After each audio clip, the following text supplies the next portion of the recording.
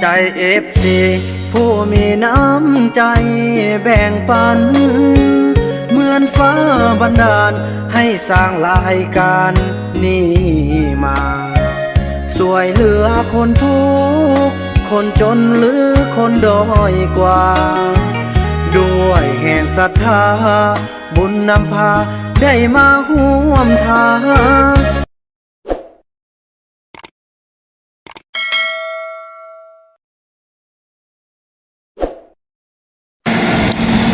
สบายดีท่านผู้ชมเนาะสบายดี FC ของบ่าวบ่นำกันเบิดทุกคนพี่น้องเอ้ยต่อจากคลิป EP ที่แล้ว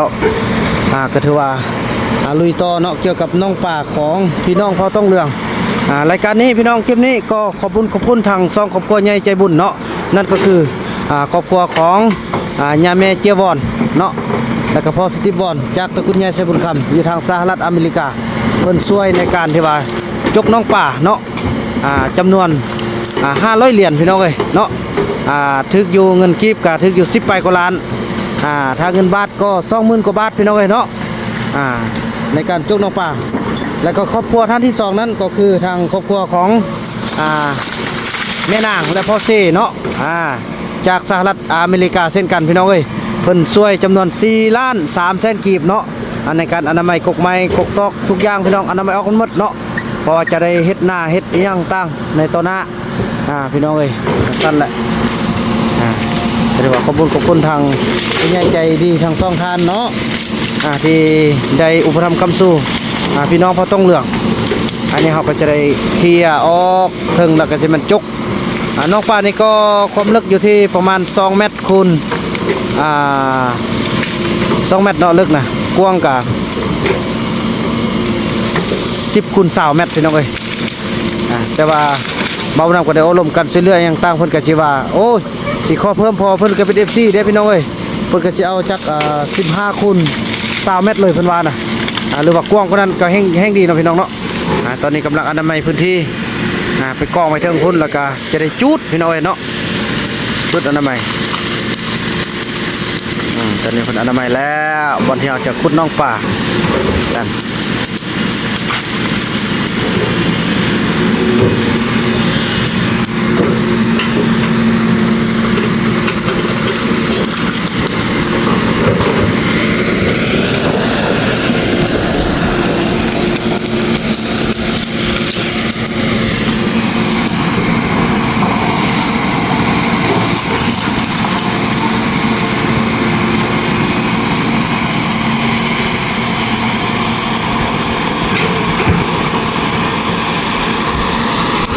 อันนี้ก็ชนะอันนี้ไปเลยโอเคเริ่มจกแล้วได้พี่น้องเลยเนาะพอต้นไม้นี่ก็อันไม้ไปทางนี้แล้วจกแล้วถูกเกี่ยมแล้ว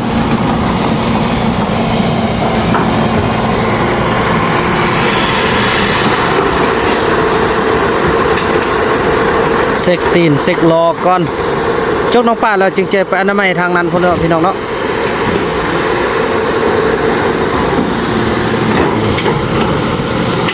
เริ่มจกน้องแล้วโอ้ดีใจพี่น้องเอ้ยเนาะ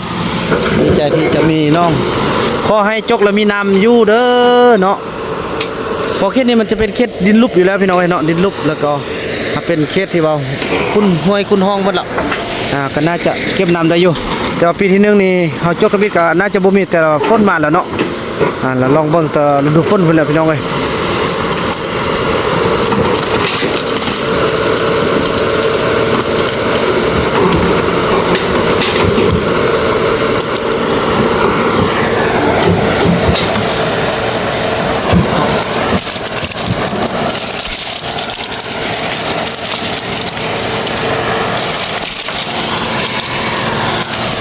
เราน่าจะมานั่งที่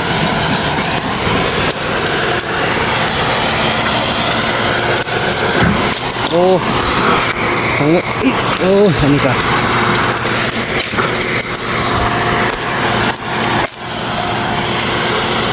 เริ่มจกแล้วเริ่มจกแล้วได้พี่น้องเลยเนาะ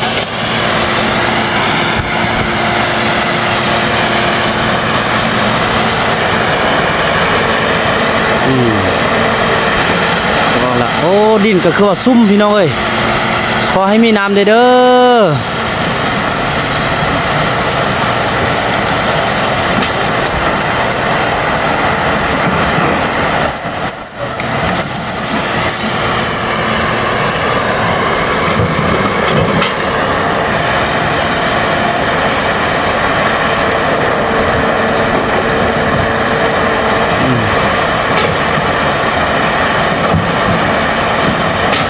ดินก็สีซุ่มๆเลยพี่น้องเอ้ย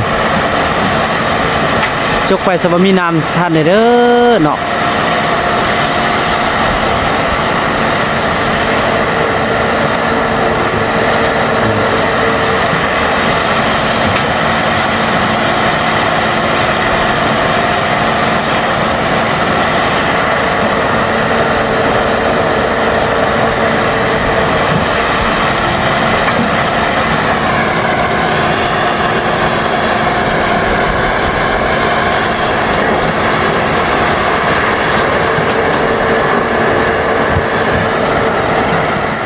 ถ้าดินนี่ซุ่มๆพี่น้องเอ้ย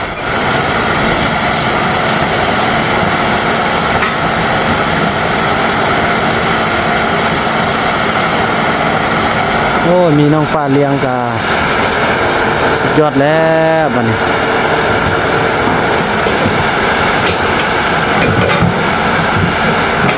ถ้าว่าบ่มีน้ำก็จะเป็นเอาพะยางเนาะพี่น้องเนาะบ่อึดเนาะวิธีแก้ไขเขาแต่เป็นคุ้มก่อน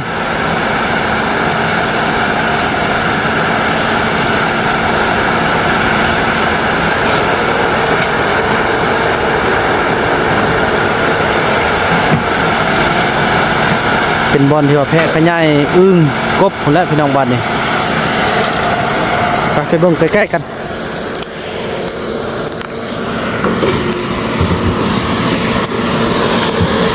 ดินซุ่มพี่น้อย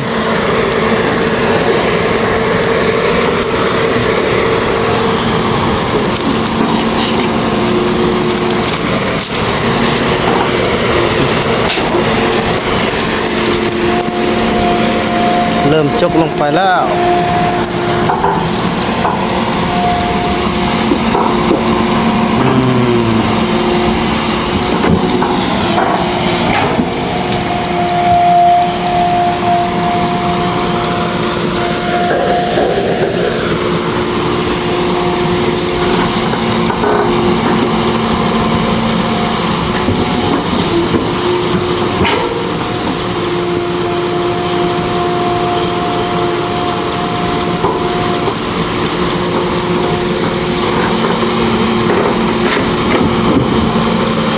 ดินความงามพี่น้องบ่มีมักหินเลยพี่น้องเอ้ย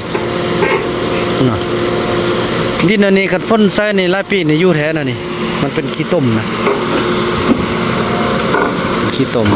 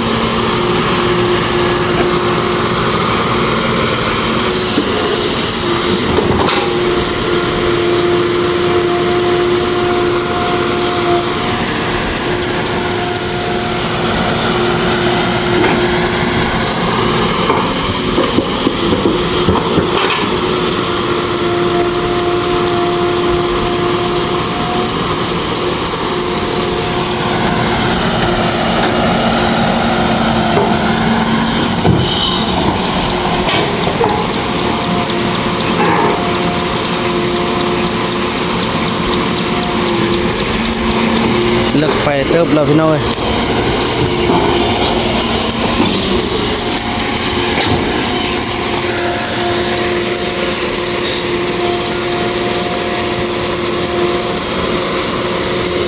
โอ้ทางเอื้อยเฮาเนาะเมียของซูเฟอร์รถ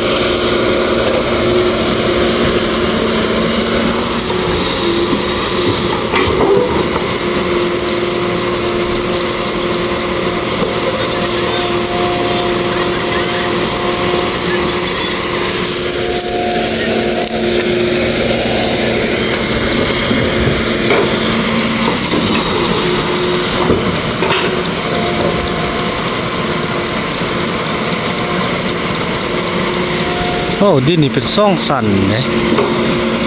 ดินลุ่มจะเป็นดินแดงดินเทิงน่าจะเป็นดินที่ว่าเป็นฝุ่นเนาะที่มาเกาะมาปกกันนะพี่น้องเอ้ย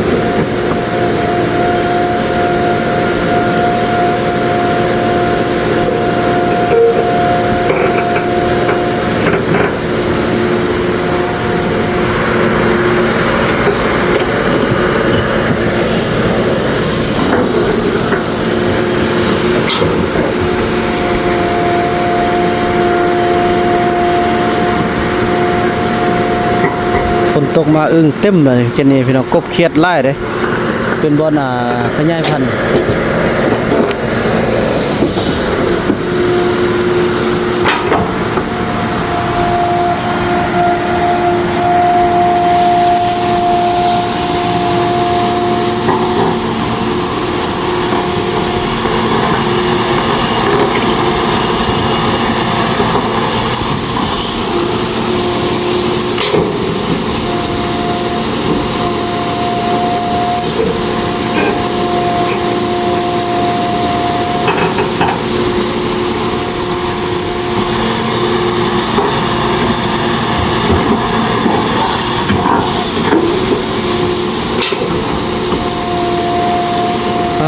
เป็นน้องกวสิแล้วเนาะ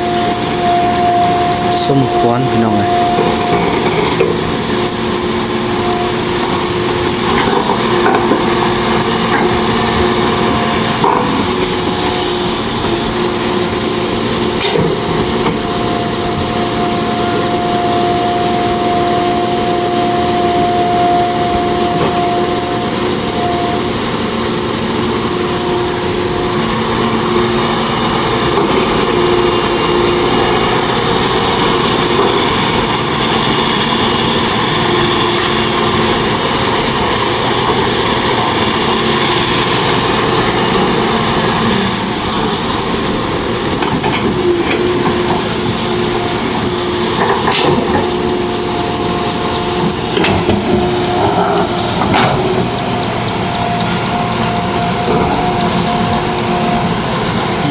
เป็นขี้ดินแดงมาบ้านนี่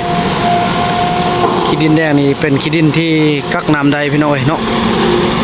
กันว่ามีน้ำเข้ามาแล้วกักน้ำได้แน่นอน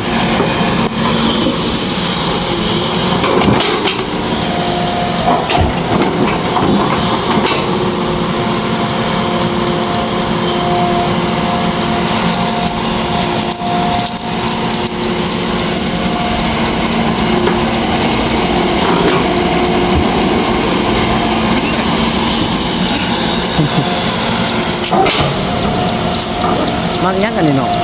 บ่กินได้หรอกเนาะ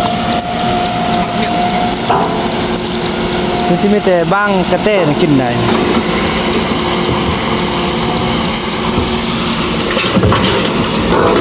เนี่ยพี่น้องฮอดสันดินสันทีซ่องละ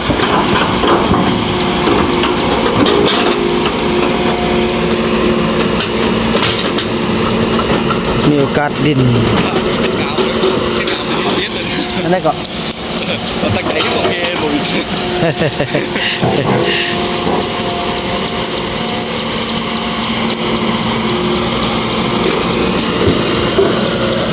มีโอกาสนำอยู่แท้พี่น้องกันฝนตกมาเนี่ย 2 ด้อย 2 เมตร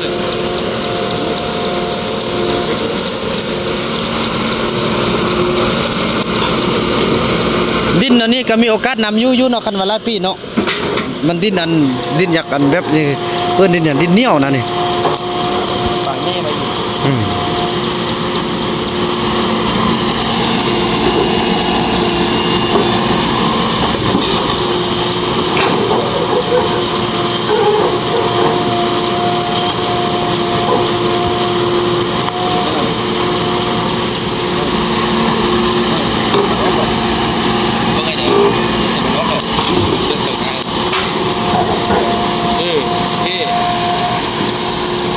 นี่ก็ ผมเป็นอย่างลิงก็ดีผมเป็นคนที่ทำเนี้ยเริ่มจีนหูเนี่ยรบ งานรถ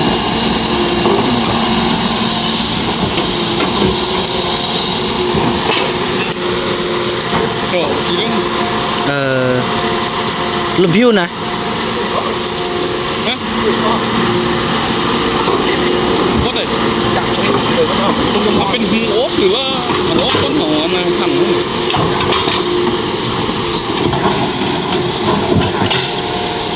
โอ๊กมันกดโจ๊กนะ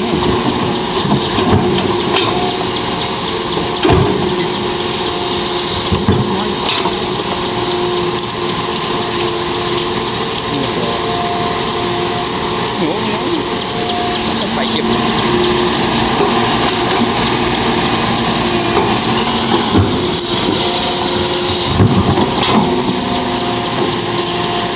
จีรถถึง ทั่วแห้งให้เนาะ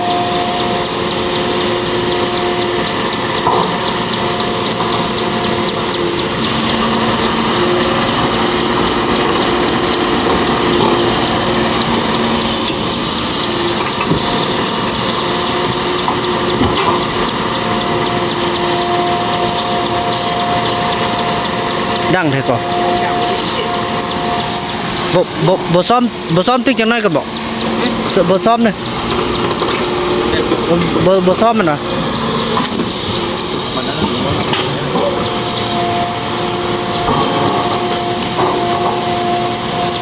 เขาเก่งนั่นเลย หันไปหันจำปีไปเอาแปลวบกหันจำปีไป เอาไปใส่พวกกระเจบุ้ยเป็นจุฮันเลย ก็เจียก็ได้ กระเจียว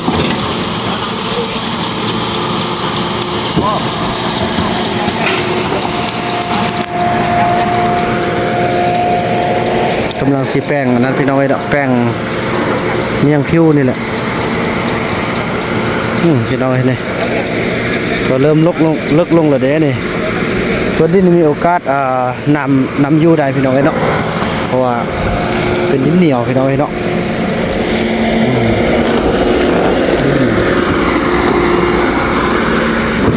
เริ่มลึกแล้ว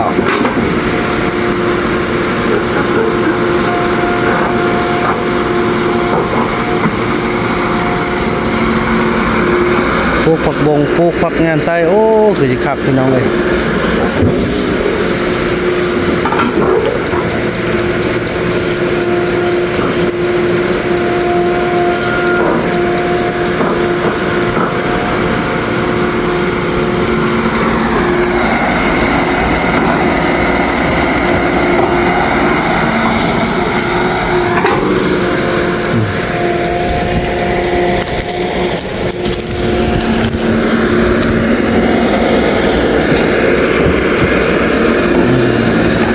ซุ่มเลยก็เนาะ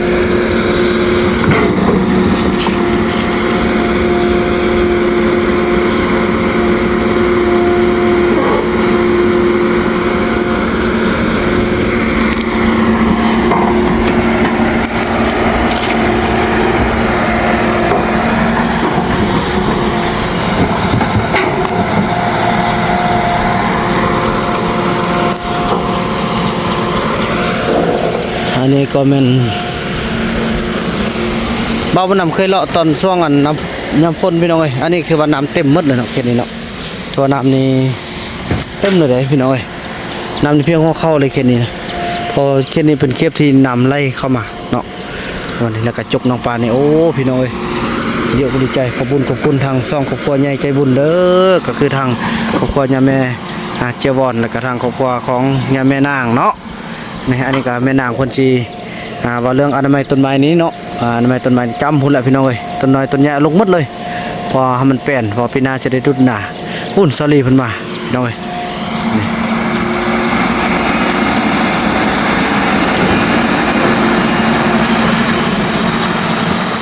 สลีเพิ่นมาเบิ่งละเนาะถ้าวันนั้นแหละพี่น้องเอ้ยถือว่าคลิปนี้บ่าวนำจะขออนุญาตจบคลิปกันซ้ำนี้ก่อนแล้วก็พบกันใหม่ในคลิปต่อไปเนาะคลิปนี้บ่าวนำขอกล่าวคำว่าสบายดี